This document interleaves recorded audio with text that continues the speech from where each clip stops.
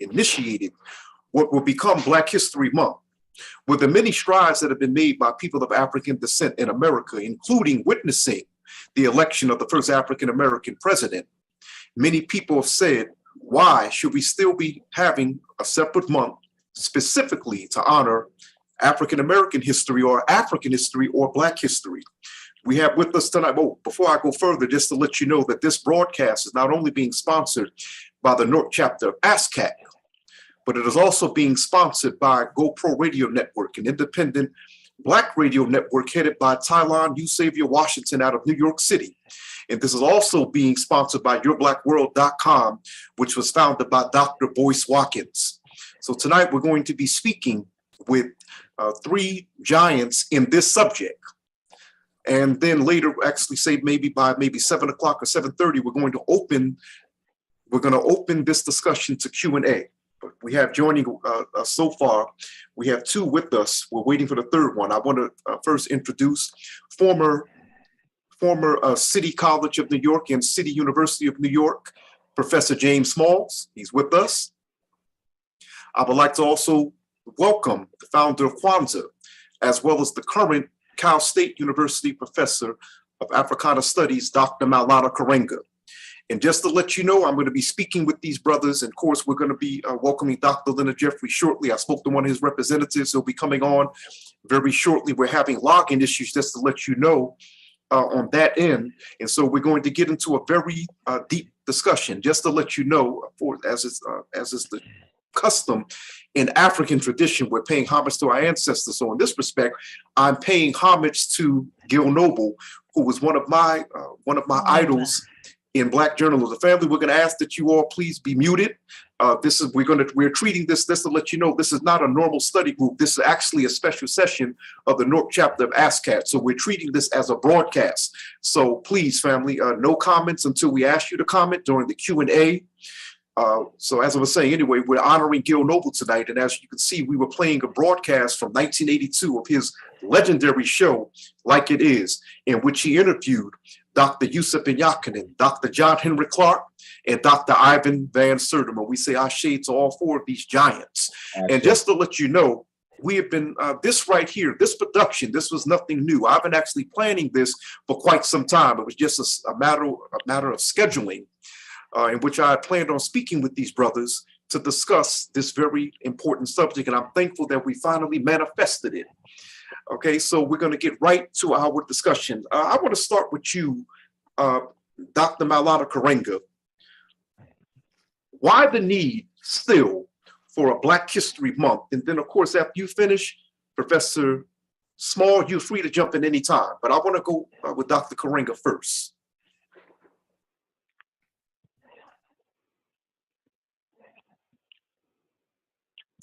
Oh, you got to unmute Dr. Karenga. Hold 1 second, unmute him. Brother Bashir? Thank you. Go ahead. So I'm sorry. And thank you, Deshaun, for the invitation, chance to talk with colleagues and to discuss something that's very important. Just to add to what you said, I am not only professor of African, I'm professor and chair of the Department of Africana Studies, also chair of the organization, us, and the National Association of Kawita Organizations. So I just wanted to put my organization affiliation in there also. So why do we study history? We study history for several reasons. First, we study history to learn its lessons, right? As Nana Haji Malcolm said, of all our studies, history is best prepared to reward our research. Every discipline requires that you start with the history of it. The second reason we study is to absorb the spirit of human possibility. That's the meaning of Nana Marcus Garvey's statement that what humans have done, humans can do. When we look at what we've done, our awesome march through human history, we are inspired, we get a spirit to continue to create, to raise images above the earth that reflect our capacity for greatness and progress. Third, we study history to extract and emulate its models of human excellence and achievement. That is what Dr. Mary McLeod Bethune, Nana Mary McLeod Bethune, means. We said we are heirs and custodians of a great legacy, and we must bear the burden and glory of that legacy with strength, dignity, and determination.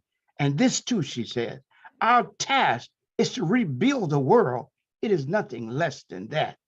And finally, we studied history in order, and Black history is important in order to practice the morality of remembrance, a Kawita concept that is rooted in the understanding that to remember is right and to forget is wrong. In fact, that's the meaning of Nana Fanilu-Haman's statement that there are two things we all should care about: never to forget where we came from and always praise the bridges that carried us over.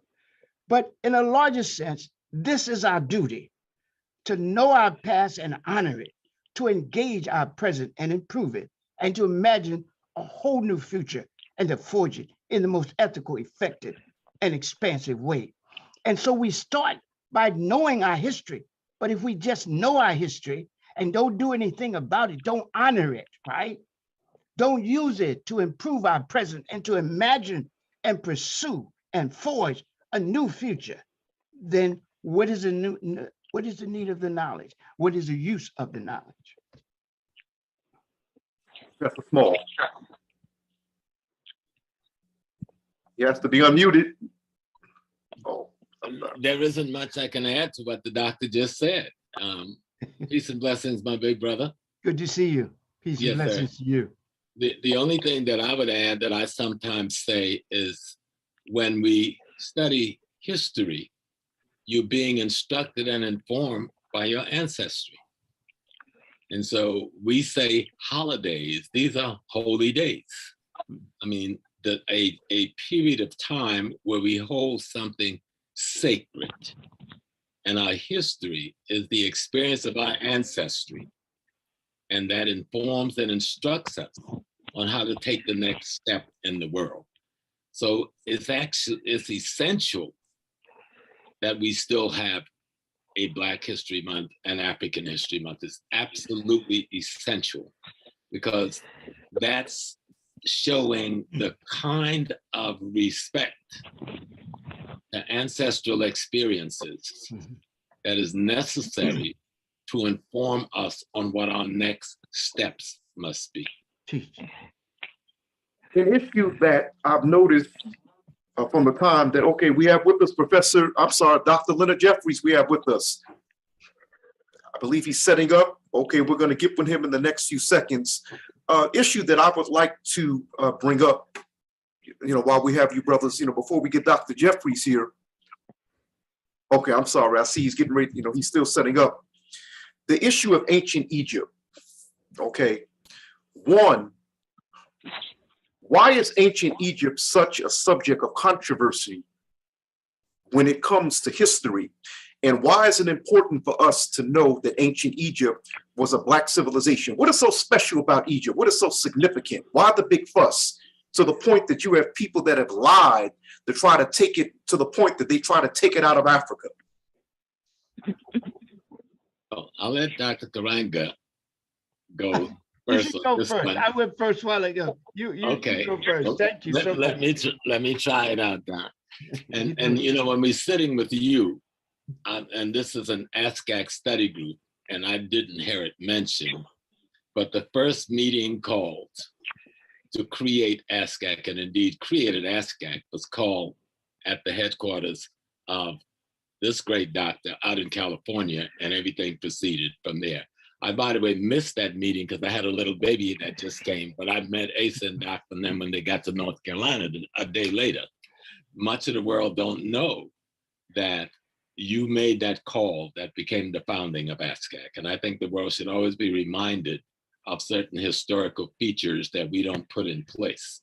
It is very clear the forces that we are fighting against socially, politically, academically, and culturally that have stolen our legacy, our history, and even our geography to give themselves a foundation as civilizers in the world.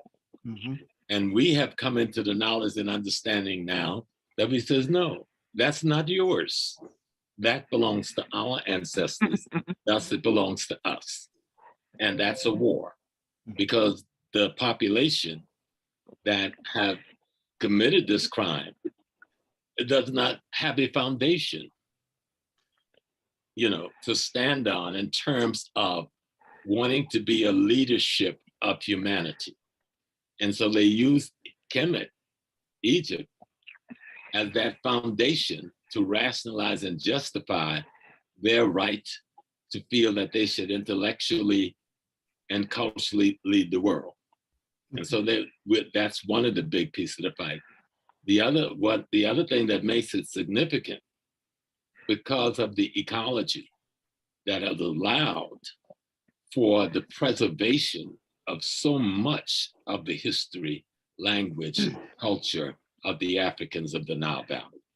In other places, we have to go and study language to really find that kind of retention. That's a little bit more difficult to do. But in Kemet, we left the physical assets, we left the writing system, we left institutions. I could look at Kemet, study the pyramid text, I can study the coming forth by day and by night, and I can see the birth of a Christianity, the birth of a Judaism, the birth of an Islam coming out of the spiritual literature of the African of the Nile Valley without even digging that deeply. And so when you're talking about showing ownership of Kemet as part of your ancestral inheritance and experience, you're talking about being the mothers and the fathers of all things Western that's worthy of holding up. Brother Jeffries. Oh, go ahead, Professor Small. You want to finish? We threaten the fantasy and the falsehood of Western civilization and its genesis. Dr. Jeffries, why is ancient Egypt or ancient Kemet so important in our development? And why should we, what I would like to know is, why is it important to know the question I asked as you were locking in? Why is it important to know that ancient Egypt was a Black civilization? And then, of course, I'll let Dr. Karenga chime in. Well, certainly, I'm glad that you have this session trying to deal with these important issues. And it's key and crucial that not only Kemet, meaning the Nile in Egypt, but the whole of the African continent has been taken from us, and others have claimed it because that continent is so crucial to the development of the human family. And so the Nile gives us a special focus because you're talking about an extensive civilization along a river valley that's the longest river valley in the world. And more significant building has been done there and in the highlands of Ethiopia than anywhere else. So whoever can claim the great developments in the Nile Valley and its extensions can claim to have the most significant contribution to the human family. And so because Africa has been writ so negatively and so largely negative by the European as he went on his marauding to conquer peoples of color, that he cannot give us that truth. So luckily, there's an explosion of information over these last 50, 60, 70 years that has established the African origin of humankind in the river valleys and in the special spaces in the African continent. And so everybody wants to claim it. And the Jewish community not only claimed it, the European Jewish community claimed it, they cursed us by being they stole our legacy and then cussed us out and cursed us as being the people who are the devil. So I don't even like to use those phraseologies, but in other words, someone takes your legacy and claims it and then says that you are the evil one and cursed. So I don't accept that type of formulation. And we've dealt with it. Great efforts have been made to do studies and organizations. Our brother Tony Browder now has this enormous dig in the Nile Valley. And so we are on the right side of history as this exposure of who and what the Nile Valley represents is dealt with. Karenga, now I think it should be pointed out to our viewers My that, brother, oh, did I hear you say Karanka? You're talking about Dr. Molana. Yeah. You talk, you don't say Lenny Jr., meaning me. oh, what did I'm sorry, I said something wrong, Dr. Jeffries. I thought I addressed him as Dr. Karenga. Oh, You no, did. You just did. said, Asante though for that. Good to see you, Dr. Jeffrey. It's good to see you. yes, your heart is in the right place, brother. Don't worry about it. Well, Dr. Karenga, this is, Dr. Karenga worked hard to get those doctorates. Let him have them. oh, definitely, but I always address him as that. I'm sorry, maybe I misheard. But Okay, girl, you did, Joshua. okay, thank you, Dr. Karenga. Now, this is why I wanted to definitely get your take on it. You've actually translated the sacred texts that came out of Kemet in the Nile Valley. So I definitely want to get your take on this here. Why is ancient Kemet so important to African people? And what is its significance to the point that people have tried to erase it from African history? Right. Well, you have two or three questions there. The reason that it's important to us as a people and to the world is, first of all, its antiquity, right? That it's a model of African achievement at the earliest of time.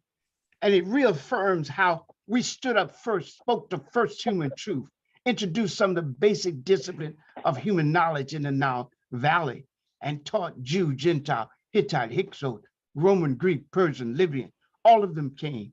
Egypt was called at this level, and that's the second reason it's important, the level of achievement, right? Is that Egypt was one time called the light of the world because of its knowledge, right?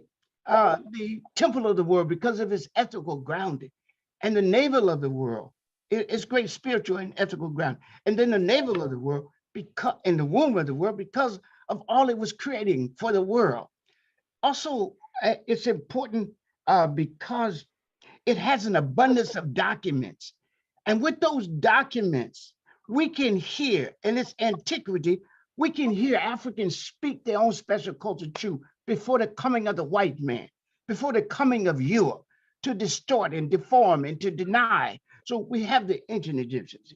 And then, of course, its contribution to the world. Some of the fundamental concepts we use today, right, come from ancient Egypt. To say, like, for example, the concept of human dignity, that humans have an inherent worthiness, right? That is transcendent, that is beyond all social and biological categories, race, class, gender, sexuality, age, ability, religion, etc. Second, that is equal in all. Third, that is inalienable. No one can take it from you. We can't even have human rights without that concept. And Africans of the Nile introduced that concept. They also introduced the concept that humans are in the image of God, which preceded and led to the concept of dignity. So Imago Dei was in the Catholic book, Sine Nature with the ancient Egyptians. So we have this, the antiquity, the availability of document, the level of achievement, the contribution to the world. But equally important to all of that is it's useful to us now. And that's one of the most important things we understand. And that's what Diop said. It's not enough to know that Egypt is Black. That's been proved in several ways, by physical anthropology, by self-definitions, Kemetio, the ones of Black land or the Black one, by eyewitness reports, by cultural similarities, divine kingship, respect for the women, all of those things that go in there. And also linguistics, right? Wolof and his genetic relationship to ancient Egyptian language, not accidental, but genetic. And also the evidence of geography, but also I forgot the art. There's art. Egyptians could have depicted themselves as looking like Vikings, but they didn't. You know, they have a range of Blackness like we do, right? And so we have that information. Now, the question Diop said, and he said, this is what distinguishes him from those who flirt with Egypt, the dilettantes, is that he is not trying to prove anymore that Egyptians are Black. It's already been proved. The question is, what do we do with all this knowledge that we've discovered now? How do we, he says, is this free, turn it into a scientific operational concept and practice? And so that's what we were doing, the organization, us, when we in the early 80s conceived of building an organization that led up to ASCAD, building an organization that would, number one, create a community of scholars to engage this, right? Second, that would also give us a chance to introduce Mott as a signature conception of ancient Egypt. And that, regardless of all the other things, that Mott was the key concept, right? And that's why I went back to school and wrote this 800-page dissertation on Mott, the moral idea in ancient Egypt of studying classical African ethics, right? Also, I wanted to introduce Husea, which I thought would be a 20-year project, right? But now it's 30 years and I'm still working on it. And also we wanted to, our organization wanted to link it to the movement, because everything we do is linked to the movement for the liberation of African people. We say that we've always had a dual struggle, the struggle to be ourselves and to free ourselves. And we can't be ourselves if we don't, we can't free ourselves if we don't be ourselves, but we can't fully be ourselves unless we fully free ourselves. And so it's very important for us to understand it. And that's why the dominant society and Dr. Smalls and Dr. Jefferson made this clear, is that we're in a war. You know, Malcolm said, wherever Black people are, there's a battle line, right? Whether we're in the East or the West, the North or the South, you and I are in a country, but really in a world, but especially a country that is a battle line for all of us. And what they want to do is define reality and make us accept it, even when it's to our disadvantage. They want to monopolize the concept of history and humanity, because history and humanity are dialectically linked.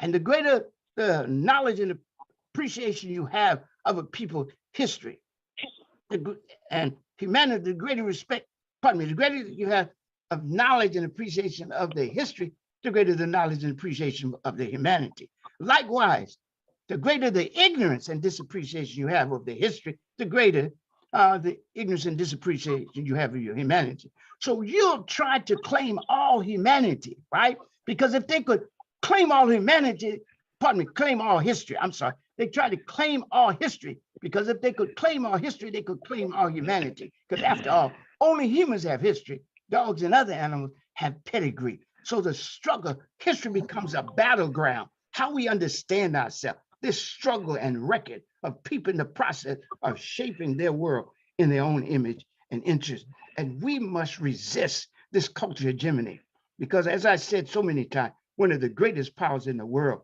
is the power to define reality and make others accept it, even when it's to their disadvantage. And so history must be taken care of. That is why, again, Nana Malcolm X said, Haji Malcolm said, of all our studies, history is best prepared to reward our research.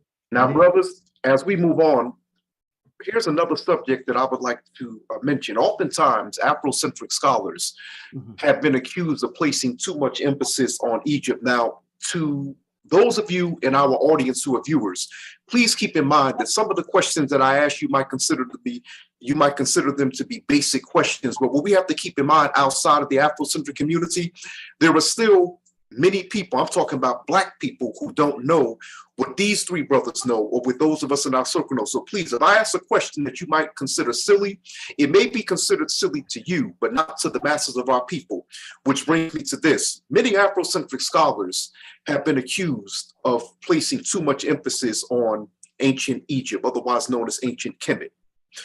Were there other advanced ancient African civilizations? Any one of you can answer that, please. I'm saying the brothers, you three brothers, and definitely chime in whenever you feel like it. Well, let me see if I can open the door. They were actually civilization older than Kemet, but not as developed in all of the areas of development as Kemet. And if we start just in Southern Africa itself, they will give us the great Zimbabwe, but there's massive civilization evidence in building forms and other artifacts left in across Southern Africa that show that it preceded the development of Kemet. We can go into the West African theater, and we can look at, the Mali. We know about the Ghana, the Mali, the Songhai kingdoms, and there were others. And there were the great Swahili states on East Africa. We haven't even begun to look deeply into Congo because of all of the conflicts in Congo, Angola.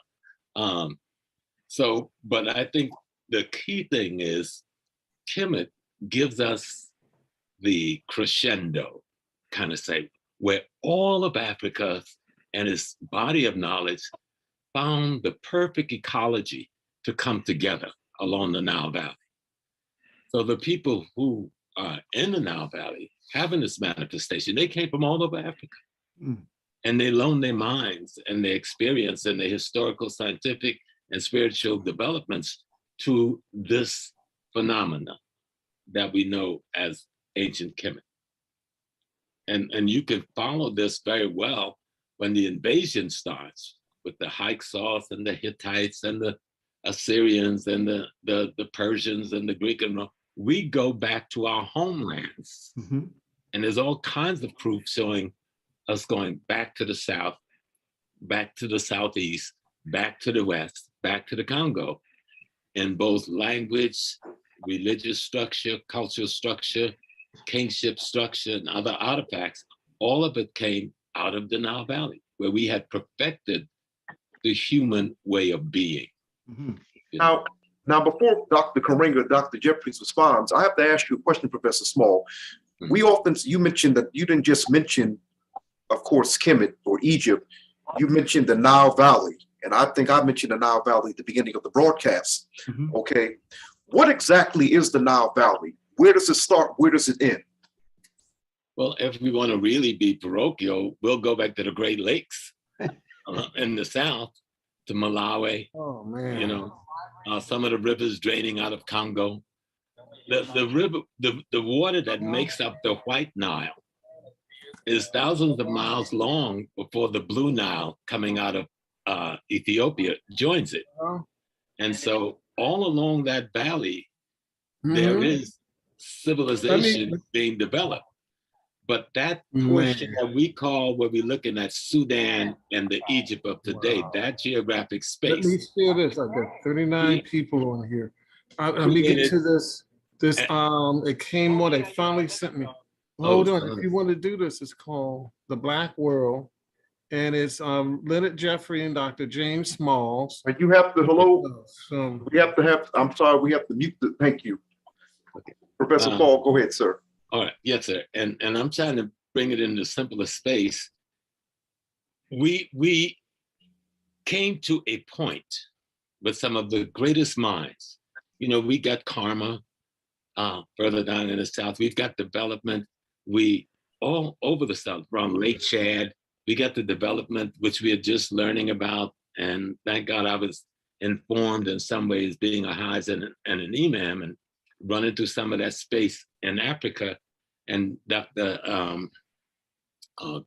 Francis, from one of Dr. Jeffrey's partners, turned me on to the rivers under the Sahara 30 years ago. And the satellites taking these pictures, and they've improved the x-rays now.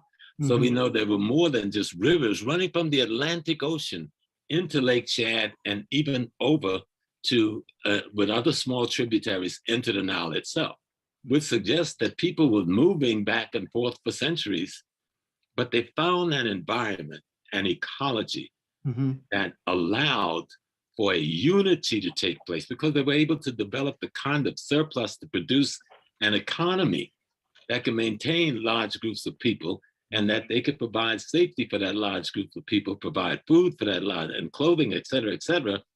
This ecology allowed for a longevity where contemplation and study could take place. We call them temples, but we know that they were university systems, if we wanted to find a peer of what they represent today. And the kind of study necessary in medicine and mathematics and philosophy and could take place over a period of time. A study of the universe that didn't just happen in the Nile Valley, where we observed the movements of the stars and constellations and other bodies, that knowledge was brought there. We were doing that for hundreds of thousands of years to arrive at certain conclusions, but we created a synthesis that produced the greatest and most informed civilization in the history of the world in Kemet. Wayne, did you have something to say? And please, once again, you three brothers, you can chime in at any time. I'm really moderating the discussion, but please, you can chime in at any time. Dr. Jeffries, you want to go next? You have to unmute yourself, Dr. Jeffries. Yes, I'm working on my archives Please. and trying to get everything in order. It's going to take some time because You know that. I just had my 85th birthday. All right. You know, and the show, when I began to get into the deep water, I had as a 10-year-old or in the 6th grade, I produced a document on Egypt. And so here it is. And that's the, you know, my mother had given us the, what was it called, Charles? Here, the encyclopedia. So this chapter on the Jeffrey story is going to be Where's the Funk? And the people are going to say, what the heck is that Negro talking about? Where's the funk? Well, I'm talking about the Funk and Wagnall Encyclopedia, which was right in our living room. And it was put there for us to delve into it. Now, here's a 10-year-old with a Funk and Wagnall Encyclopedia. And so he copied the building of the pyramids and he put the Sphinx there. And then he put a 21-page handwritten document together, and Egypt, gift of the Nile River, and then the water, and then the land, et cetera. So this is a young Len Jeffries in the 6th grade dealing with the Nile Valley. And then people, so my mother was an Eastern Star. She was involved in all of these things. And so this was not by happenstance that I got involved in this history. And fortunately, on the back here, the Temple of Karnak. The Karnak Temple is the most famous of all the Egyptian temples. It has great halls with enormous pillars decorated with pictures of glowing colors. Some were large, were so large, 6 men couldn't go around it. In other words, the pillars were so large in the great Karnak Temple that I have a picture of my mother, my brother's 2 kids, and myself in the Karnak Temple, and we can't reach around the pillars. So that's what I'm referencing. And so, and then here's a bibliography and the rest. Now I got a C for this. Now I was a little upset that I got a C, not even a C+, and I'm left-handed. I write upside down and still could put something like this together. But then you just stay the course. And so the next paper was on Mesopotamia. Did the same thing. Drew my pictures, copied it out of it, came up with the Mesopotamia. And she put this outstanding teacher put a B on it. And then the next one is the Greece. So I did the whole thing with the Greek and the Greeks, et cetera. And she put an A. So, you know, anybody who's doing this type of work, give them a little C+, to give them a little encouragement. So with my students, when I started teaching my large classes at City, I said, I'm going to flip this around. I said, you come into my class and everybody got a C. A C for everybody. Just walking in my class, you deserve to get a C. But then in order for you to move, you're going to have to work up to that B, do some serious work and study. And so that's going to be a B for Black. If you really hit it nice and you go up to that A, you're going to get an A for African. And so that became the thing in the class. These youngsters wanted to get these A's. But I said, look, there's a law of opposites coming out of the Nile Valley. And so you can go up. But if you do something wrong, you can also slide down. So you can go down from that C to a D. And that D could be for doofus, darky, or Dominican. Now there's 200 students in the class. And the student said, he said, Dominican, Doofus, stocking Dominican. I said, is he serious?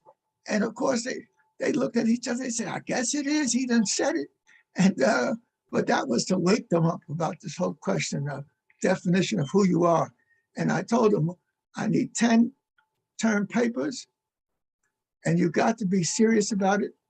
You got to learn how to interview people. So when you go home, the first of the papers is when you go home and you ask your family about that they are African. Oh my goodness. I said, but be prepared if you got martial arts training to get into your defensive posture, because it's going to be rough. And they said, Dr. J, you were right. The first person who picked up something to throw at me was my grandmother. All I said was, we're African. And so there's a whole dynamic in relationship to using the language to explain.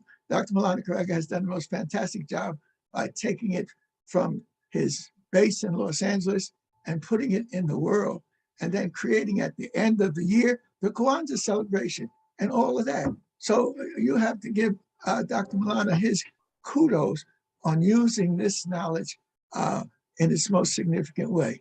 But I see my students, and we were at a big funeral not too long ago, and they had all this dancing and drumming, and they did a fantastic job. So I told them, I said, you guys did wonderful. And so one of the fellows, he said, well, Dr. Jeffries, you taught us well. We're all your students. I almost dropped, because they had, and one guy said, and I got an A+. I mean, I was good. I was with you. But at any rate, we've got to understand that we got to take the monkey off our back. And that monkey is not appreciating our Africanness and what that really means. We're the chosen.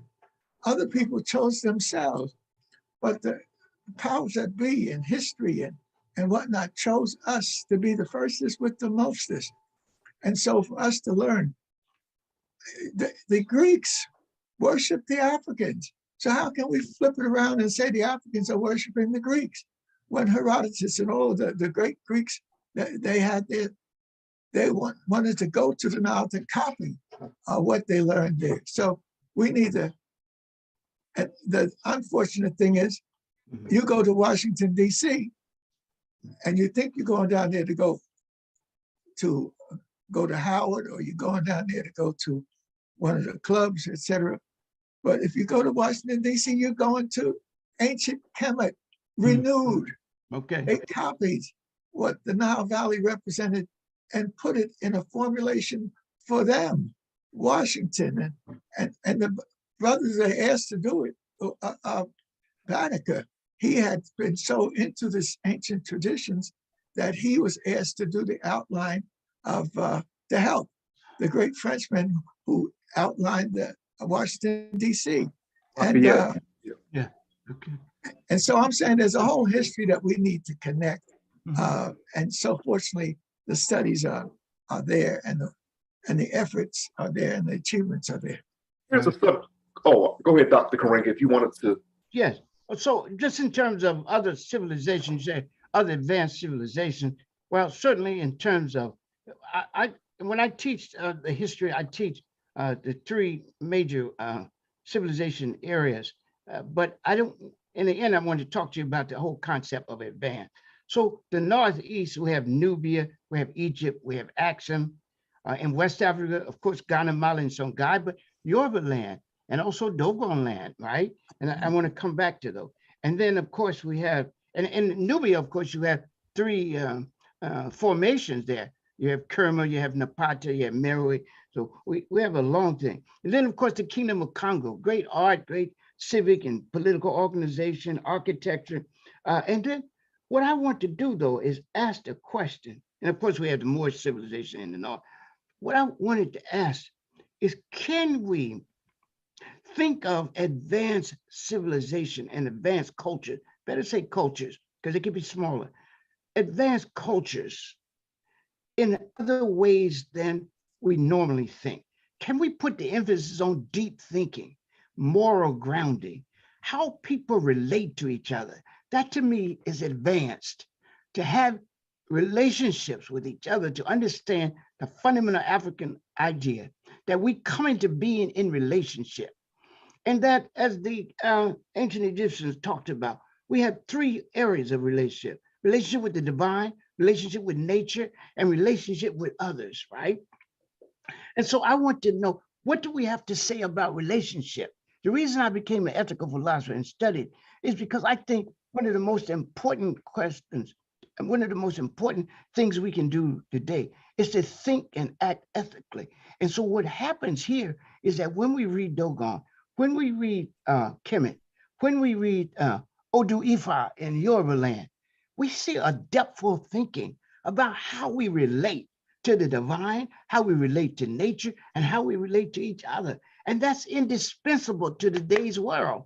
People that actually would destroy the planet they live on, right? And be thinking about going to Mars when they done kill this planet. You know, we have to challenge all that. And we have it here. We have it even in African American. You know, who thinks about environment? What about Dr. Carver and what he thought about the environment? He was an environmentalist before we coined the term. And so I want us to think about advancement in terms of the quality of human relations. That's what I want us. Do we speak truth? Do we do justice? Do we honor our elders and our ancestors, cherish and challenge our children, care for the poor and vulnerable among us, have a rightful relationship with the environment, constantly oppose evil and injustice and oppression, and always raise up praise and pursuit of good? That's what I'm looking for.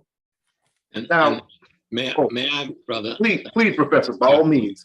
By all means. I just want to compliment what Dr. Karanga just said, because if I looked at the Yoruba, and I just take three of the Orishas that we're most familiar with. My Orisha is Oya. She's one of them. And she represents the wind as her symbol. She represents change in one of her manifestations. There's 9 philosophical manifestations, but the one everybody's, used to. And then we have Shango, who is represented by a king. And he's supposed to be the example of strength and power and statesmanship. And then we have Ogun, who's supposed to be the god of iron, of war, etc. But in the folklore, on one of the many folklores, about the 3 of them, Oya will marry both of those men and practice polyandry.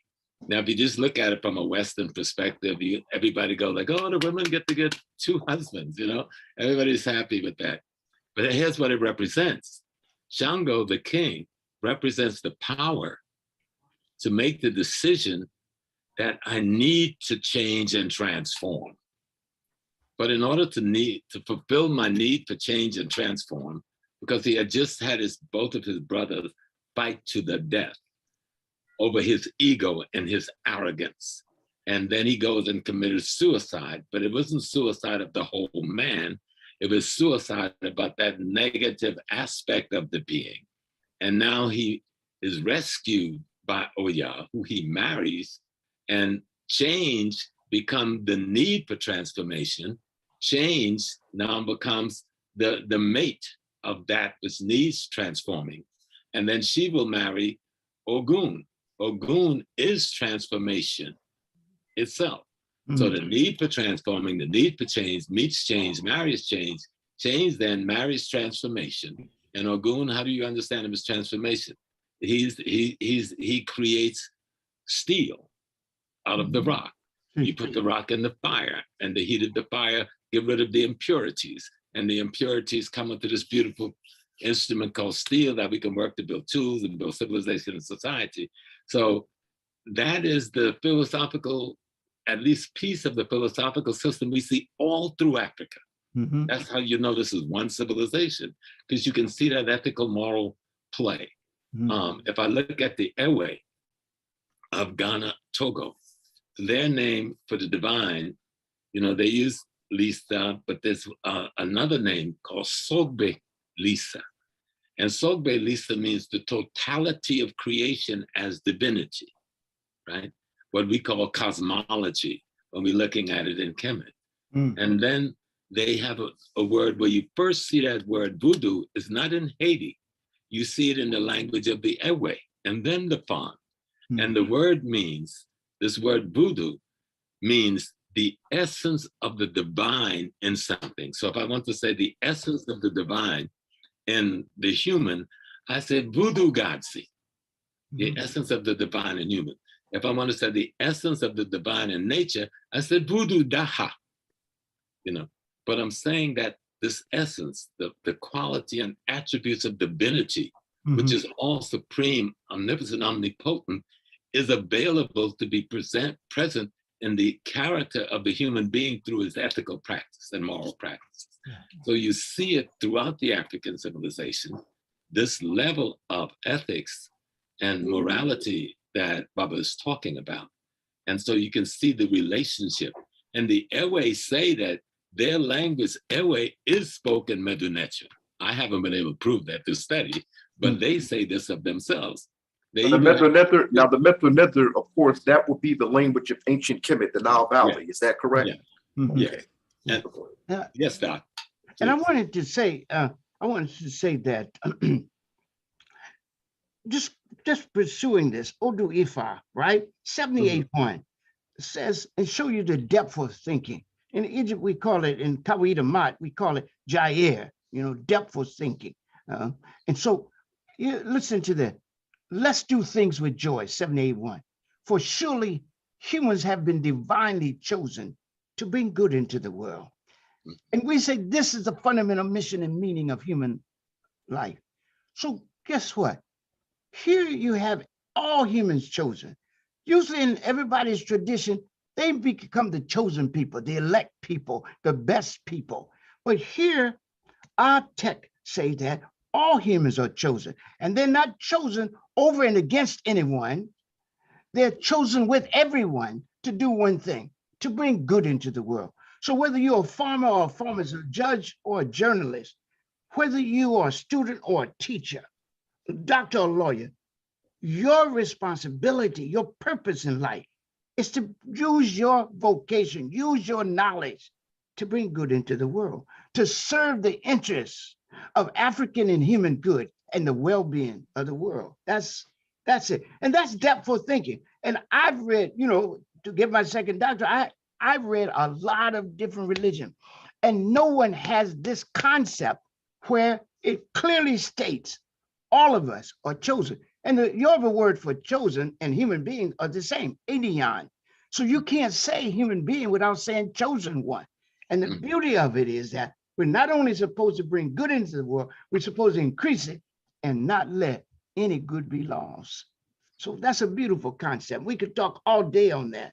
And when we come back, I want us to talk also about the richness of African-American culture. I'm actually going to, Dr. Greg, I'm glad, because that's actually the next area I wanted us to move into. Yeah. Okay, of course. I want us to discuss, I would like you to get your views on the global African presence prior to slavery, but I would like for you to describe, okay, one, what was the state of Africa or African people before violent contact with Europeans or slavery? But I also want you to describe how slavery impacted African people, specifically Africans in America. I'm the junior here, but if my fathers and big brothers would allow me. Hey, go on, please. Open the way, open the way. No, they say build and destroy in the nation of gods and earth, build and destroy. I'll move route today, and Ra and Amun will follow. Ashe, yeah. I'm a plantation boy. I grew up on a plantation down in South Carolina. Right? Leonard Jeffries opened a lot of doors to me in terms of my study. Most of you know I came through the Muslim thing, not the nation, but in the Muslim mosque founded by Malcolm. And so I was on a certain kind of journey. And so the way you just posed the question would be troubling for my mind, because we tend, even when we try to put the African American back in Africa, we separate them from Africa. And so, see, the 1400s is a point we arrived at that has been going on since the invasion of the Hyksos. And if we don't take into account the conditions that the Hyksos, the Hittite, the Assyrians, the Persians, the Greeks, the Romans created in North Africa and East Africa, pushing us out of our space. Okay, so that by the time we get through the formulation of what they call Hebrewism or Judaism, and especially Christianity as not just a religion, it started off as an ideology that became a religion. And the same thing with Islam, an ideology that becomes a religion. And both of those ideologies led to a massive declaration of war against the entire continent. So by the time we get to 1492, we are on the run as refugees all over the continent, caught in some difficult situations, so that there's a 1,500-year cycle of the Arab slave trade that was as vicious and as violent and as destructive as the transatlantic slave trade, okay? And so that Western European, the Portuguese and the other, tap into this thing that's already there, all right? Has already begun to gobble up the continent, such that I think it was the Queen of, head kind of foggy, okay, but the area that is now Nigeria, and I should not have raised it if I can't remember her name, but she wrote a letter in, I think, the 13th century to the head of the Ottoman Empire, asking the question, we're Muslims, just like you. Why are you continuing to attack, invade, and rape our land of our people, raping our women and enslaving our populations? This is southern Nigeria with this dialogue, and this is a part of historical records. So the point we've got to realize, by the time we get to where the Christopher Columbus thing and the bringing us over after the 1400s, there is a war and an enslaving process that has gone on for the most part for nearly 2,000 years. Because the Greek and Romans did the same thing. You see, we were enslaved by these people. We were militarily conquered by these people, and they caused great damage. But Professor Small, was it race-based?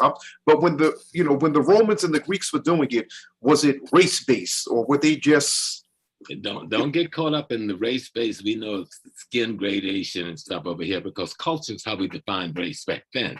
And so but even the Greeks and the Romans came to steal the land, the ore.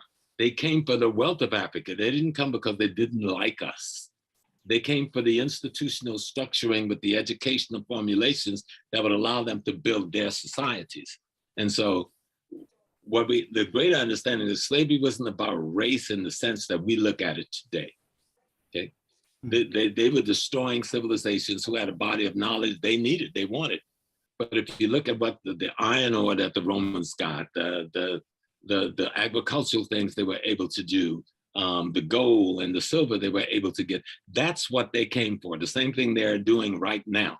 But in coming for that, they found something else that they had known nothing about.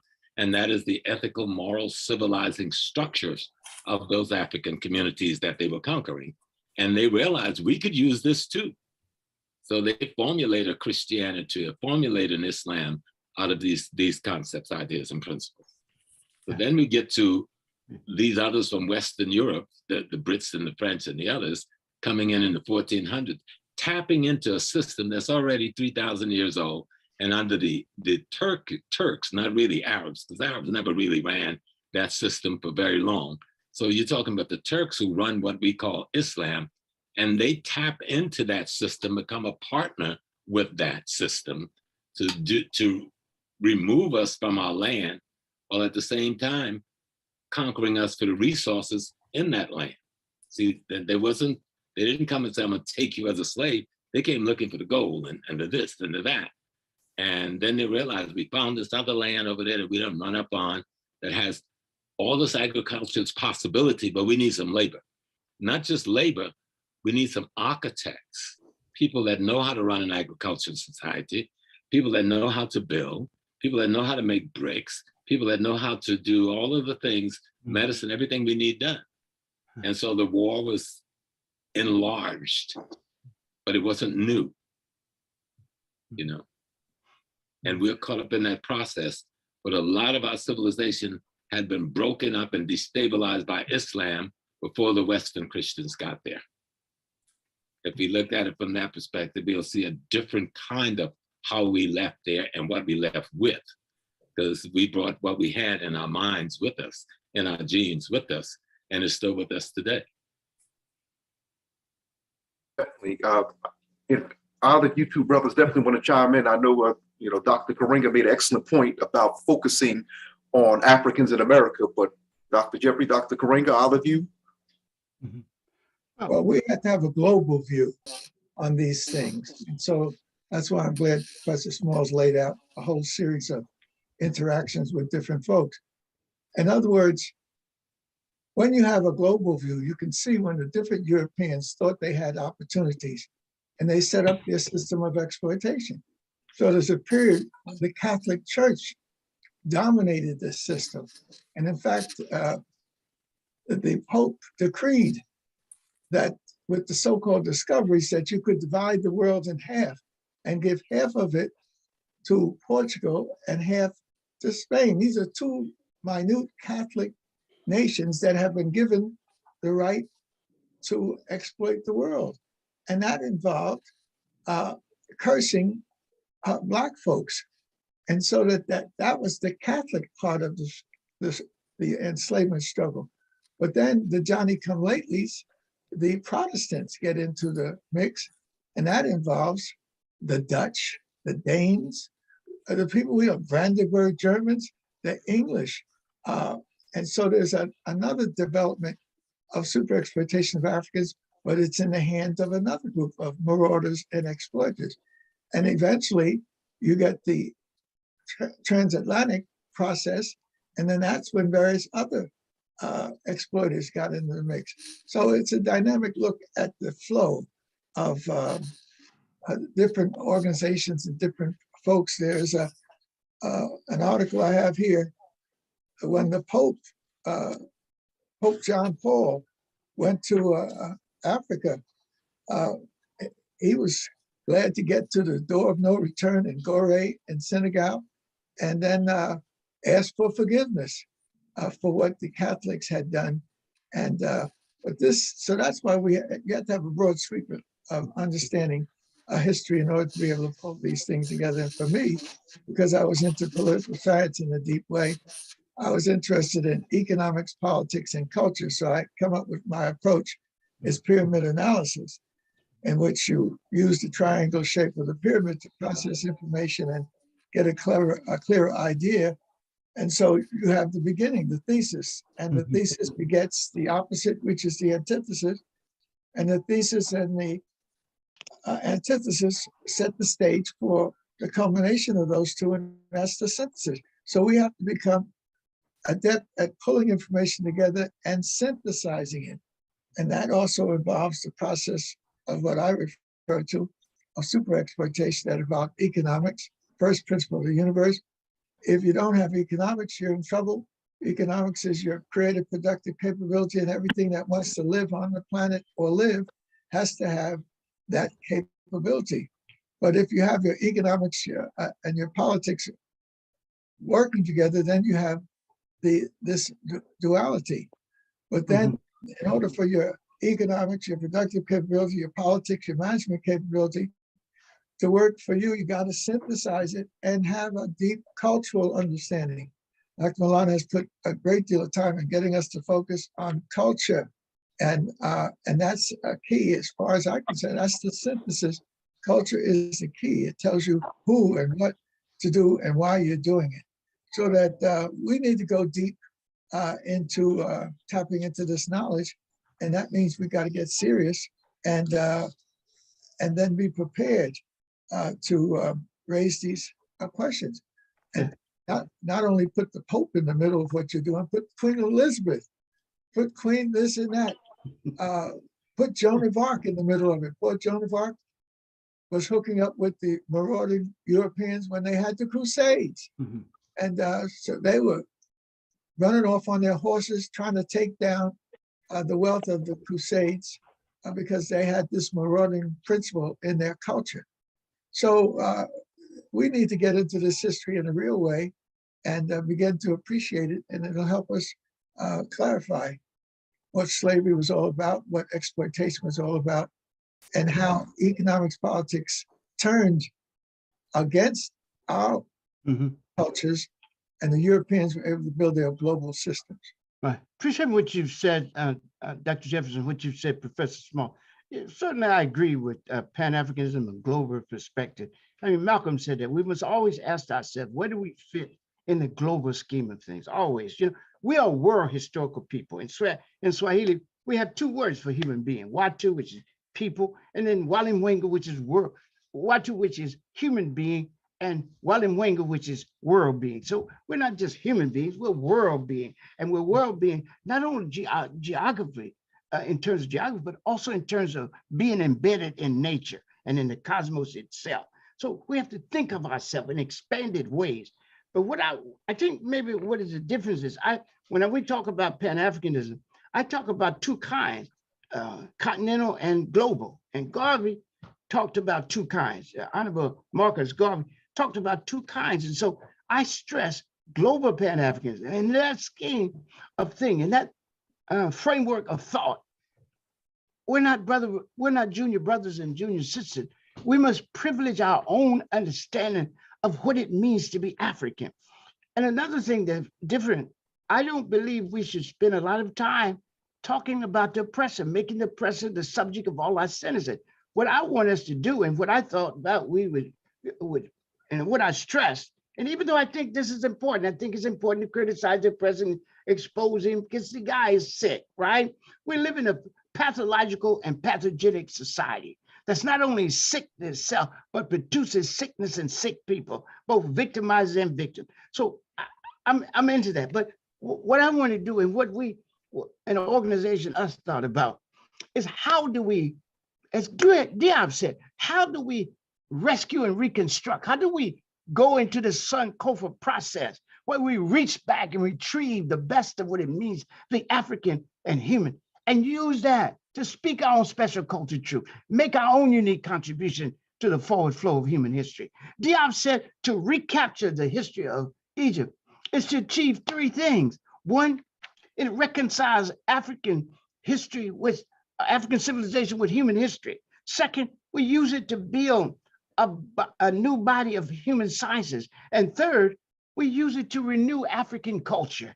And so we said in the 60s that the battle we're fighting, and we have not changed, the battle we're fighting is the battle to win the hearts and minds of our people. If we lose that, we can't help to lose any other. And that battle, essentially, as Malcolm said, is a culture battle to recapture our sense of self, our identity, so that we can, in fact, build on the paradigms that our ancestors left us and that are current best practices. So if we look at things here, we'll see that one of the most important things we can do is to dialogue with African culture, to ask it questions and seek from it answers to the fundamental issues facing us, society, and the world. What does Africa have to say about what it means to be human? What does Africa have to say about marriage and child rearing? What does it have to say about the environment? What does it have to say about how we treat the stranger, how we imagine and talk about the immigrant? What do we say about all this? How should we organize a just and good society, a Martian society? That's what I wanted to talk about.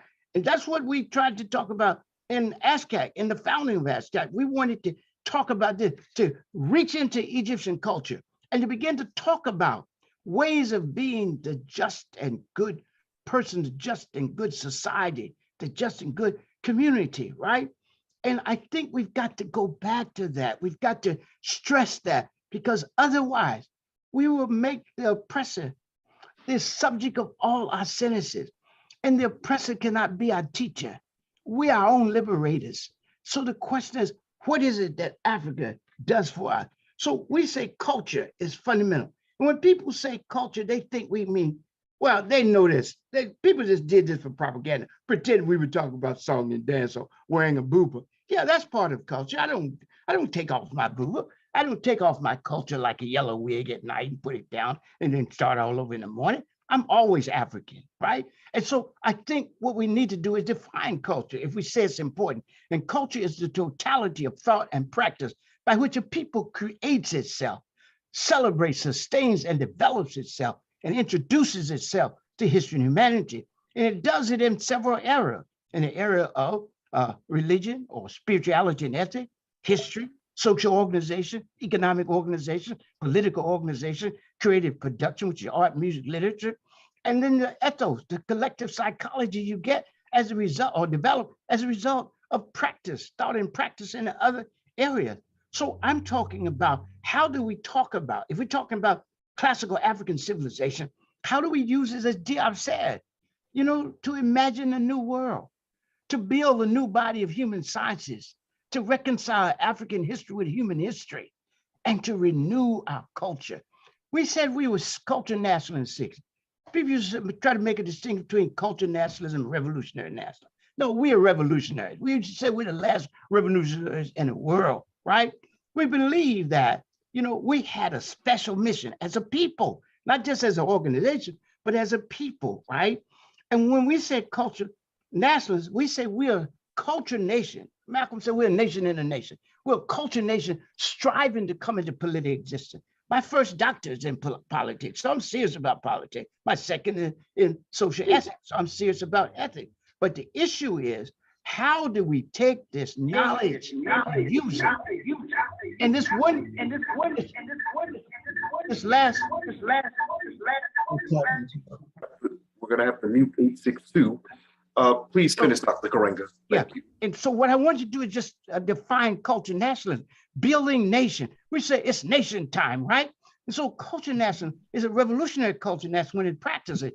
To say if you're revolutionary is just to claim a quality of social practice. To say culture, religion, or economics, or politics is to show your emphasis in nationalism. Culture nationalism is based on revolutionary Kawaida. That's my father's philosophy. Kawaida is an ongoing synthesis of the best of African thought and practice in constant exchange with the world. So Kawaida defines revolutionary culture nationalism. Kawaida culture nationalism as this: thought and practice, moral sensitivity, thought and practice based on three fundamental propositions. The first is that the defining feature of any people or nation is its culture. Second, that for a people to be itself and free itself, it must be self-conscious, self-determining, and rooted in its own culture. And third, the quality of life of a people and the success of its liberation struggle depends upon it waging cultural revolution within and political revolution without, resulting in the radical transformation of self, society, and the world. And we put emphasis on transforming ourselves in the midst of the struggle. We have to build ourselves and free ourselves in the midst of struggle, heal ourselves in the midst of struggle, right? That's what Fanon meant when he said the national liberation struggle succeeds to the precise degree that each person begins irreversibly to liberate themselves in the context of the overall struggle. And so we stand by that. And so I want us to talk more about the richness and beauty of Black culture all around the world, because that's where we find paradigms of human excellence, human achievement, and human possibility. Mr. Karenga, that right there was perfect to bring us into the Q&A session. Now, family, those of you who are tuning in, I'm letting you know, if you come on this broadcast acting like a fool, you will be escorted from the room virtually. So we're going to ask that you do not make any, first of all, we understand there may be some YouTubians on here. And as we know, in the YouTubian universe, we have quite a few interesting individuals. So what I'm going to ask you. Brother Deshaun Farad. Yes, I'm not finished yet, family. Oh, sorry. I'm not finished yet. Who's interrupting my broadcast? Okay, I'm sorry. But anyway, family, we're going to ask that you keep your comments, your questions, very respectful. Now, just to remind you, we have a lot of folks that like to build and destroy, as they say in the nation of gods and earths. Please don't come up here sermonizing. Please don't come up here trying to, be Dr. Karenga, Dr. Jeffries, Dr. Smalls.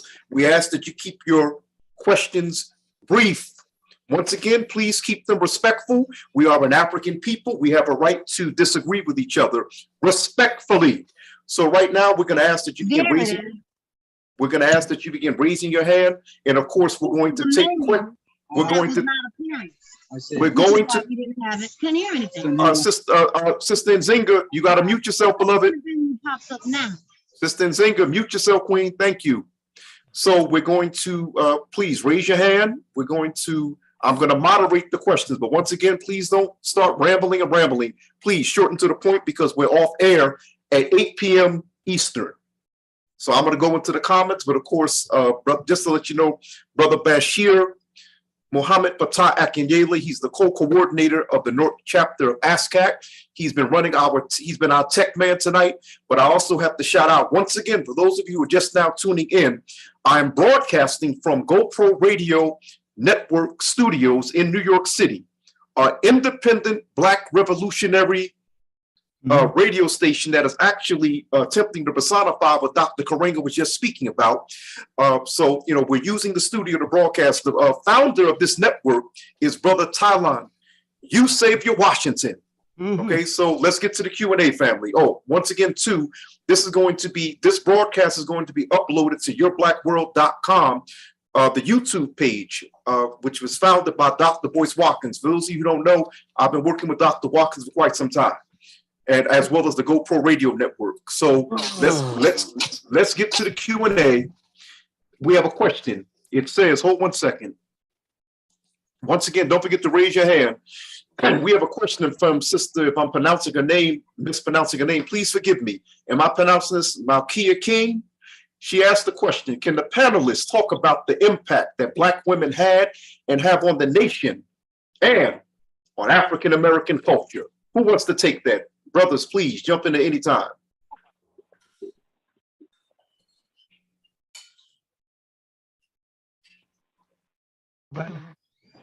As the junior, I'll open the door. Okay. When we think of the Black woman's impact, you've got to think of her role as the mother of a family.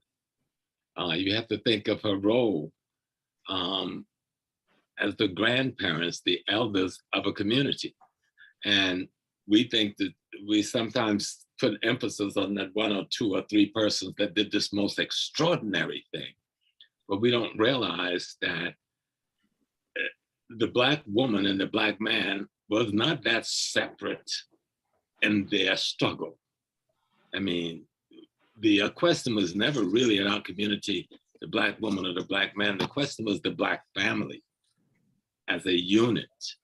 And that unit is defined by the African cultural essence that comes with them when we get into this experience in North America.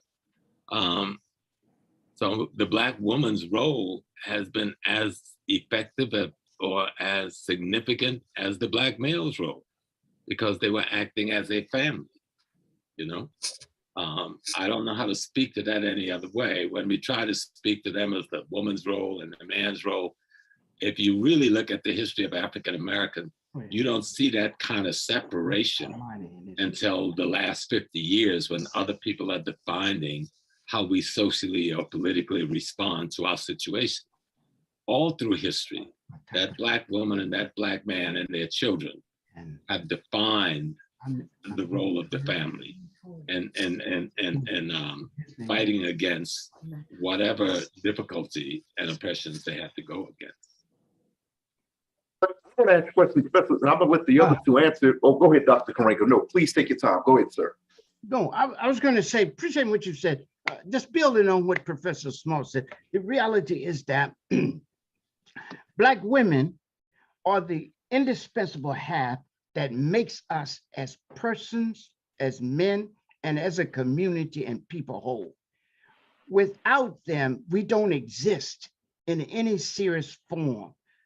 There is a depiction on the temple walls of the Meridic king and queen, Natakamani and Amani Torre, in which they were each holding up half of heaven. So women and men hold up half of heaven. That is, they do the work of bringing good into the world. They bring heaven on earth. They are the ones who lay out what is just, what is Matian in the world, speaking truth, doing justice. Well, let me just say the 7 cardinal virtues that I introduced. Mat is truth, justice, propriety, harmony, balance, reciprocity, and righteous order, right? And so without that, we don't have a just and good society. Odu Ifa says, respect women. If women are not part of and respect of and respected and a respected participant in all things of importance, the world is not right and the things cannot succeed. Processes cannot succeed. They can look like they're successful, but in the final analysis, if we consider the human element in it, they're not successful. It's not successful. Oppression is not successful in human terms. This is the teaching of the Hosea that says wickedness may gain wealth, but wrongdoing is never brought its wares to a safe port. In the end, it is Mot that endures and enables the upright to say, it is the legacy of my father and mother. So we see this as indispensable. It's a partnership in recreating, building, and advancing the interest, African and human interest, and the well-being of the world. Indispensable. Well, I take it then that Dr. Karenga and Professor Small, and of course this applies to Dr. Jeffries, I take it that then none of you support us, brothers dating white women or black women dating white men, I take it. I had to throw that in there because right now there seems to be an attempt to get black people not to love black people, from what I'm observing, but others. Yeah, but Oh, let me clearly- it isn't worth Go ahead, Doc. Sorry. No, I was just going to say, the three of us have had the great joy of having our African partners. My wife and I in November celebrate our 57th anniversary. I know Milana has, Whoa. this is Brother Small has a long distance. We've made a decision that we cannot go with grace and power and dignity without the African woman. And so that comes out of the deep culture of the Nile. For example, I have a picture of one of the greatest images in the Nile Valley in the Cairo Museum is Queen T and her husband Amenhotep III. And then you go to their generations, you got the fellow Akhenaten and Nefertiti. And so that within the Nile cultures, there was a deep understanding of the relationship between the male and the female principle. This is Queen T with her, Queen T or Ty with her afro. And so we've been lucky to have and blessed to have, I couldn't go anywhere without my wife helping spiritually. She's so strong spiritually to put some direction and some support in terms of what I'm doing. And so, but we do not, none of us would take down a brother because he happens to have a European wife. Dr. Shekanta Diep had a wife that was European. She helped him with his work. Others have had European wives, but it's a choice that we made clearly within this, keep our African family together.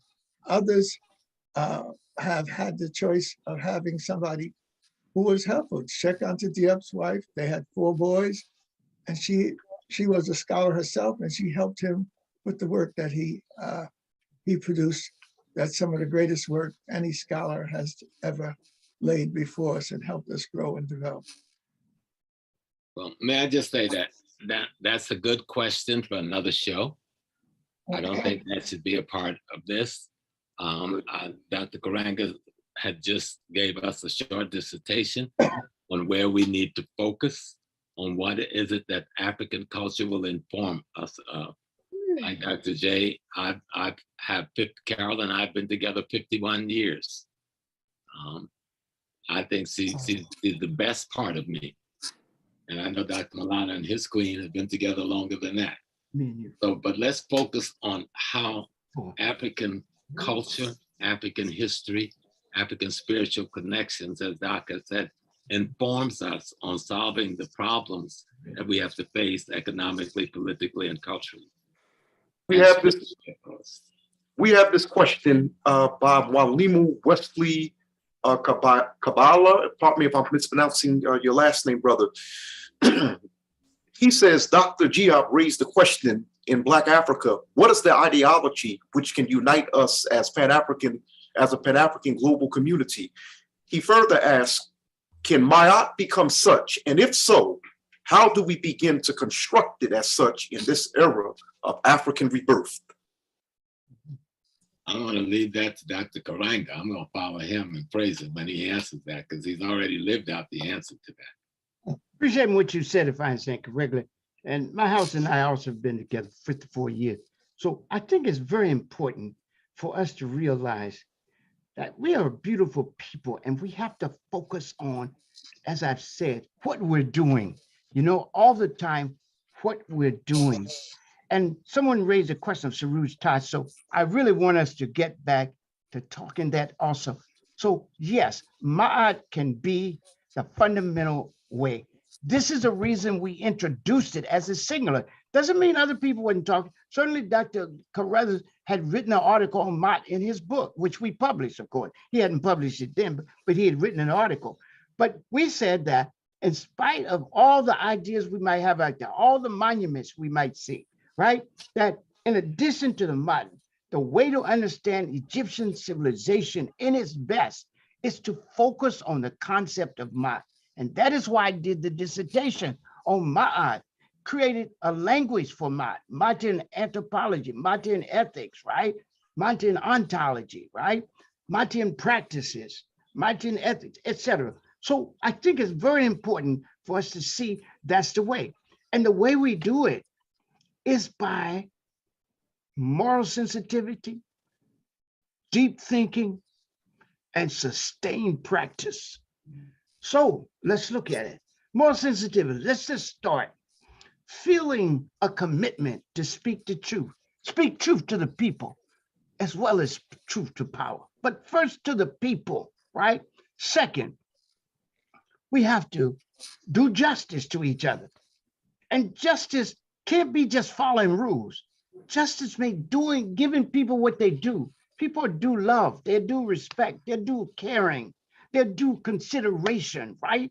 Give the people what they're due. Third principle in mind, propriety. A lot of times people don't want to deal with it. When I teach my ethics class, the ancient Egyptian ethics class at the university, that's one of the hardest things for the students to see, propriety, because what is it? It means that there's a proper way to speak to your mama and your papa, and a proper way to speak to your teacher, and your proper way to speak to your friends, and to your African people in general, and to the world.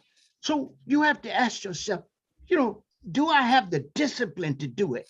We argue without discipline, there's no development. So you got to discipline yourself. There's certain things I would never have said to my mother and father. They have passed and ascended. May the good they left and the joy they brought last ever. I would never say it. I won't say certain things to my house, my wife, my companion, and all things good, beautiful, and sacred. I wouldn't say certain things to my student.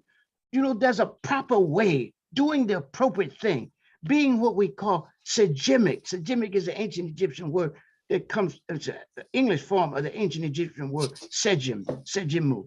So I said segemic. And that means that you're rightful attentive. You have empathetic understanding, and you respond in appropriate and proper ways. Then harmony. In the Dinka culture, the word seeing means both ethics and harmony. In other words, you can't be moral, you can't be ethical without being in harmony. And then, so what do we do to be in harmony? When I say umoja, the first principle in Kawaida, in Nguzo Saba, is umoja. Why? Because without unity, you can't do anything. But I'm not asking you to be united with unprincipled people. It's unity in principle and purpose, unity in mutual respect, mutual benefit, and mutual cooperation for common good, right? That's what we're talking about. And then, of course, balance. Stop talking wow and destroying people. And one thing you don't like about them, the whole world is wrong, right? We got to weigh what people do, and we got to base our respect for them on what they do, even if we want to criticize. It's a lot of people I got criticism for, but I don't discredit their whole work, right? And a lot of times we're mistaken about because we don't know. Like Malcolm said, we need more knowledge. We think we have knowledge of each other. We confuse knowing with being. We confuse epistemology with ontology. Feeling pain don't make you a doctor. Coming to your own conclusions don't make you Cabral. You've got to think things out. Malcolm said we need more knowledge, more light. He said, if we have more light, light creates understanding. Understanding creates love. Love creates patience, and patience creates the basis for the unity we need to wage a successful struggle. And then we move from balance to reciprocity. Give what you get. Do good, right? Lady Todd said in the sacred text, do good. Doing good is not difficult. Just speaking good is a monument for those who do it. For those who do good for others are also doing it for themselves because they are building the good world they all want and deserve to live in. And then finally, of course, rightful order. You got to order your life. A lot of times people don't want order to life. I'm like this, they'll say. You got to take measures. Without discipline, there's no development. What is order? It is discipline. What is discipline? It is self-imposed, reasonable order and reasonable restraint and sustained focus and initiative dedicated or directed toward development and excellence.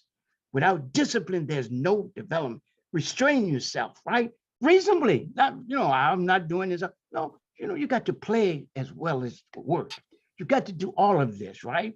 But so restrain yourself and make sure you put an order on your life. Give yourself tasks and goals. A goal to be good and a goal to be kind, a goal to serve.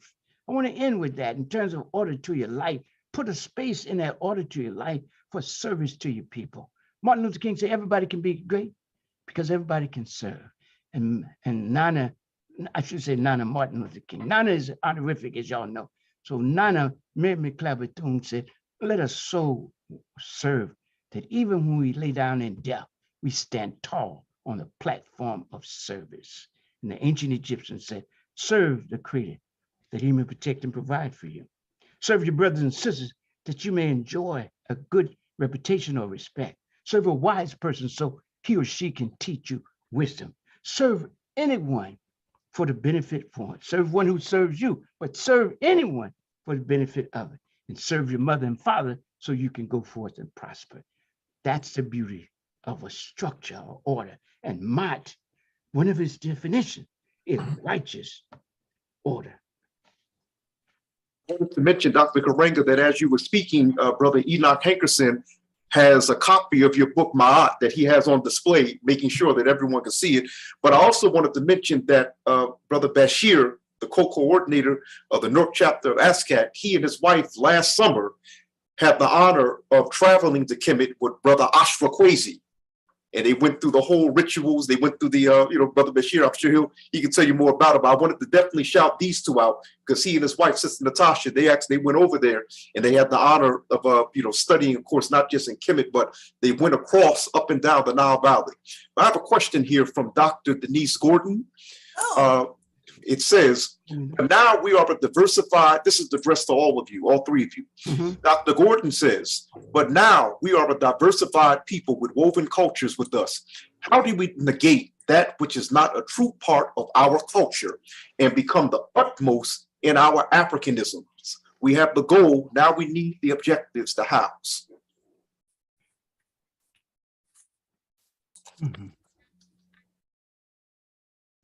Who would like to take that one? Dr. Jeffries, Professor Small? Okay, I'll make a stab at it. I'll be the door opener today. That's a good job. Yes, you definitely being the leg by today, Professor Small. Let me see if I got it. So repeat that again, so I won't. Yes, Doctor, I'm gonna say it again. Dr. Denise Gordon says to everyone, but of course it's addressed to. I've got it now. Right. It's this diversity of cultures. Right. How do we negate?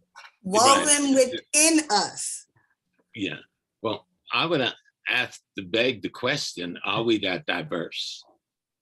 You know, there's this assumption that we lost so much coming from Africa, and then we've absorbed so much of the Europeans' experience. And I think on the surface, that may well be true. But it's like our language, no matter where we are from in the United States, we don't speak like European Americans. And the fundamental reason, because we're still speaking from an African vocabulary base and using grammatic base and using his vocabulary. And we pay no attention to the fact that we have not really conformed as much as one would like to think we've conformed. The instrument, the sanctuary we were given, allowed in the open after the Civil War was the church. But in that sanctuary, we embedded Africa in almost every aspect of it. The weakness, I think, is in our lack of knowledge of the history of the church, or the Oddfellows, or the Daughters of Ruth, or the Daughters of Isis, or the Eastern Star. There's a body of knowledge, or the Prince Hall Masonry. These institutions, that was our sanctuary to be Africans. See, those are the places we could be African. But we had to disguise it so that our enemy would not really see us being Africans in the same way we did it on the plantation when we went into the bush at night, or on Sundays, where he thought we was just playing some drums and dancing, but we were really having a truly spiritual conversation about what our situation was. And so I don't think we have as much of the European cultural essence as we do the African cultural essence, but our lack of knowledge of African culture in practice don't allow us to see that aspect of Africa in us. Let me just give you a couple of cases, then I'll shut my mouth. I grew up on a plantation in the woods in South Carolina, and I belonged to a little church called St. Anne's Baptist Church. At age 13, everyone in that community, whenever they reached age 13, had to be called together, and they came before the church. And we had to pick a church father and a church mother, other than our parents. And then we were prepared for a whole year. Then we went to the morning bench, you know, and then they would bring a preacher from out of town, a real rip it up evangelist. And you had to get on your knees, and you couldn't get up and fake it because the elders were there to check to make sure you really got possessed. And each family sung their own song over their child. I still remember mine, "Save him, Lord, save his soul from the burning hell." I don't know what they had in mind for me, but you know, I on the third day, I got the Holy Ghost, they call it then, but it was being possessed by a spirit. Now, I just described that in that description, you saw the African age group process being practiced with the 13-year-old. We saw the what we call Godfather's structure, where we chose a church father, church mother. If you go to Africa now, especially in West Africa, you still see that person who is the uncle who takes more responsibility for the rearing of his sister's male child than the father of that child does. So there's another African practice in place. And when I became, got initiated in the Yoruba tradition, I was blindfolded in the bush, in a hut, and for 7 days. And I couldn't get out of that position until I got possessed. In the same way I couldn't leave that morning bench until I got possessed. And if you read Jomo Kenyatta Facing Mount Kenya, you'll see some of these things also being played out there as he explained the Kikuyu society to the rest of us in the world. So we've hidden so much of Africa in that church that we need to start digging, because that's a gold mine. But we have to know Africa. I think it was Zora Neale said it, and Dr. Milana almost repeated it in the way he was describing something. She said, to be there, you must go there. But to go there, you must know there. And so we need to learn the culture as being practiced in Africa and as having been written in history, so we can see how much of it we did not lose at all. Mr. Small, I'm going to have to, we're concluding. We have a little less than 5 minutes left. I wanted to shout out. We have several dignitaries here. I can't name them all, but one in particular definitely would be of great significance. I'm going to shout out. We have People's Organization for Progress out of New Jersey, North New Jersey, Brother Lawrence Ham. We have Reverend. Where's my man? We have Reverend Dr. Queen Mother Amaku, but we also have our brother who actually asked the question earlier, Baba Kabaila, the founder of the National Black Council of Elders. He actually served, for people who are not aware, he served as a bodyguard for Dr. Karenga in us. But there are various people that I wanted to, that I'm not able to shout out. If you would, please don't be upset. We can't shout out everyone. I think I see someone there. I'm gonna put it to you this way. I'm gonna shout out one more person. Of course, I believe we may have Dr. Mott with us, but Dr. Maurice Franklin. And the only reason why I'm shouting out Dr. Franklin is because he and I bear a significant year, and that year is 1914. And I'm gonna leave it at that. So we're gonna get ready to conclude. We have any more?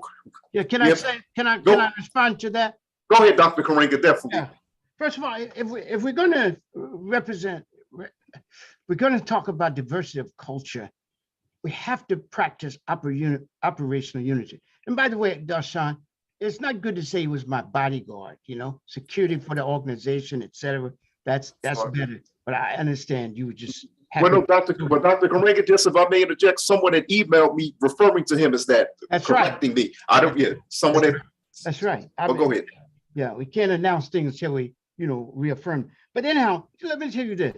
If we're serious about our culture, if we're concerned about it being diluted by too much diversity, what we have to do is come in the world knowing that people are already diverse, and there's no way to stop that, nor should we want to stop it unless, guess what?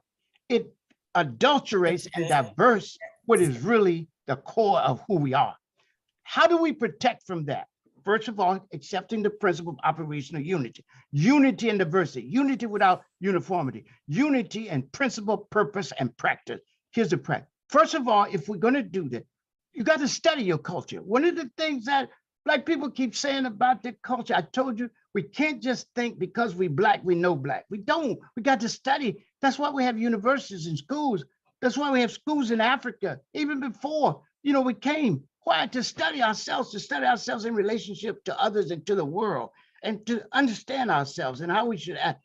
So we got to study. Second, we got to embrace Africa as a moral idea. You see, a lot of times we say we believe in Africa, but we ask Greek questions. We ask Israel. We ask Arabia. We ask India.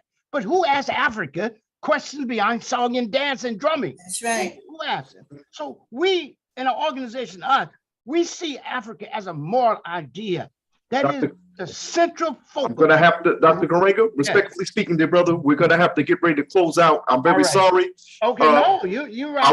I want to thank Dr. Malana Karenga, Professor James Falls, Dr. Leonard Jeffries, as well as those of you who attended this broadcast. I'm Darshan Farad. However, we're not going to close out until we do the 7 Harambes, which Dr. Malana Karenga, would you please do us the honor in leading us in the 7 Harambes as we conclude the broadcast, but also make sure you all go to ASCAC.org. Dr. Karenga, you have the floor, sir. Yeah, thanks so much, Darshan Farad. And also thanks Dr. Jeffries and Dr. Professor Small for the opportunity to talk with you and share with you, and thank to our audience. We close our meeting the way we have for 56 years of the organization by saying Harambe. Harambe is a Swahili word that means let's all pull together. Surely to build the good world we all want and deserve to live it, we must pull together. When we say we put a hand up in there and put out 7 times for the Nguzo Saba, which we see as a moral minimum set of values that Black people need in order to rescue and reconstruct their history and humanity and shape them in their own image. Those principles are Umoja, unity, Kujichagulia, self-determination, Ujima, collective work and responsibility, Ujamaa, cooperative economics, Neo purpose, Kumba, creativity, and Imani faith. On the count of 3 then, Jali 2, Harambe, Harambe, Harambe, Harambe. Harambe. Harambe.